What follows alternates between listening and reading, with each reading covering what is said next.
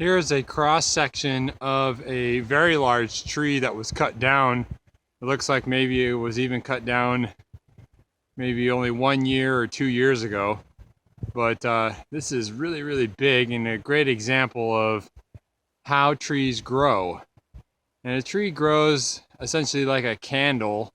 When you dip it into wax, it puts a whole new layer of wax on the outside of the candle. Well, a tree grows the same way, where every year it grows a new ring and essentially develops and gets larger and more round. You can see how large this one actually is. Really, really big. I counted the rings, and the rings of the tree are a little over 450. So this tree could be even a little older than that, but at least 450 years old.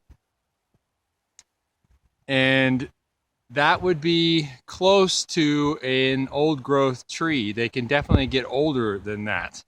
They can get much, much older than that, but because they get cut down so quickly and so fast, we don't allow them to grow big enough.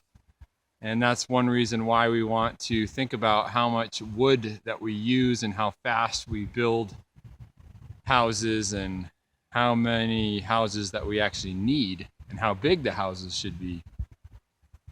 You can see the rings here when I get closer. The center rings there are larger because the tree was growing faster at that rate.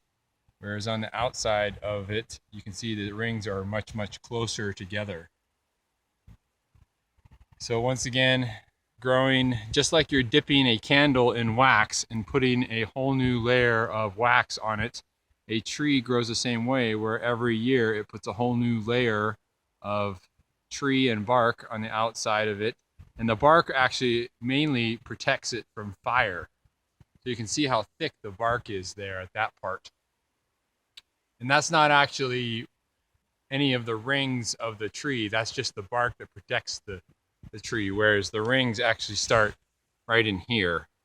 This is where the rings are actually starting. And that's how you can tell how old the tree is. Here's another way that the trees are decomposed and eventually it could even be actually that this is the woody woodpecker of the forest. This is called the pileated woodpecker. Pileated woodpecker comes and it's got the big red head, and it actually will eat away on the trees. And it's actually getting the insects and stuff that are in the tree. So it could actually be helping the tree survive longer. But you can see this one really has gone to town and is really actually eating away a lot. So I don't know if that's really going to end up helping the tree eventually. It could actually end up leading to more infection. But these are brand new, fresh. I think I just had heard it. It makes a pretty interesting sound. It's a large, it is the largest woodpecker of the forest.